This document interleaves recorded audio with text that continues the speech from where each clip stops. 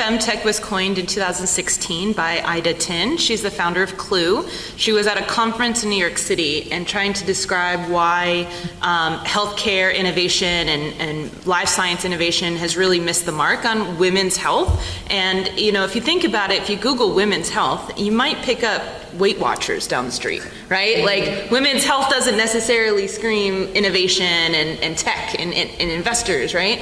And so she on the fly said that it's femtech, it's technology for the female, and there's a lot of debate about whether or not that's the right word and whatever. For me, I feel like it's a good white labeled term for us to find each other, so we're not looking at Weight Watchers or whatever women's health brings up. So we can find each other and we can build a community. It's also a good white label term for Silicon Valley. They like those terms, right? And if we want some of that, those software developers, if we want their finance, we should use words that they like. So whatever.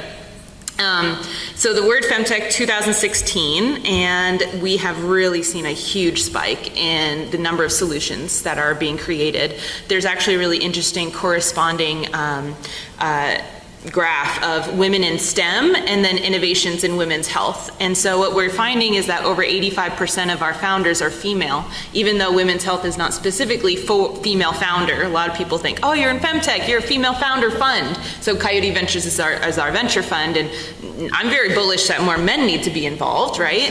Women's health is everyone's health. Women worked on Viagra, men should work on endometriosis. Thanks, Vicki, for laughing. Such a good conference leader. So what we're seeing is more women becoming engineers, being physicians, being surgeons, being businesswomen, and they have a problem and they look for a solution and there isn't one. And we're in a generation now where women say, well, that's unacceptable and I'm going to do something about it. And so we're seeing this huge spike in solutions. And the next thing we're going to see, and we saw in the keynote today, was a spike in funding, and that's going to continue to rise because, one, we're showing the data. So if you want data on femtech, go to femtechfocus.org. Right there you can see the publication we did in July on the femtech landscape, on how big's the market, what's trending, what's happening, what are the biggest barriers for us. But we're going to see finance coming in, investment coming in because of the data, but also because more women are getting into investing. And investing is one part logic and one part intuition. And if you don't have vaginas in the room that you're pitching to, it's pretty hard to get them to fund. The founder of Thinks had to bring her pads, maxi pads, to her pitches and say, hey, before I start, gentlemen, please go to the bathroom and put these in your briefs or boxers and then sit down during my presentation, because otherwise at the end they'd say, why would a woman need period underwear? She has products, but she made them wear these maxi pads, and by the end they said, take my money. Oh my God, this is terrible. I feel so uncomfortable.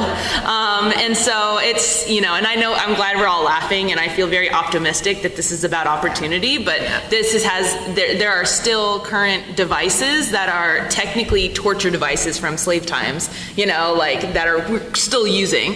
And so I'm really excited to be here and bridging that gap between my founders, who are engineers and physicians, but they don't know how to reach y'all. They don't know how. They're hoping they can just get it through the FDA and someone like Bayer can come in and help us. That's why it's so good we got to meet. I know, so great. No, that was great. Thank you for that. Anything specific to femtech, Brittany, that you think the folks in the room should be aware of that they might not be aware of, that was recently launched, that women are really embracing, that it would be helpful for providers to understand? Yeah, well, I guess one thing I'll say is that, historically women's health has been pregnancy and periods, and now we're also including menopause. That's great. But we also need to include things like heart health. There's only 4 heart health startups, and one was talked about this morning, Bloomer Tech. That is, heart disease kills more women than breast cancer. We should not have 4 startups working on women's heart health. And so I guess I just wanted to throw that out there, that I loved all these maternity talks, but definitely thinking about women and their GI tract. Insomnia disproportionately affects women. Autoimmune disease disproportionately. Migraines disproportionately. Alzheimer's disproportionately, and we don't know why. And it's like, we need to figure that out and then make solutions.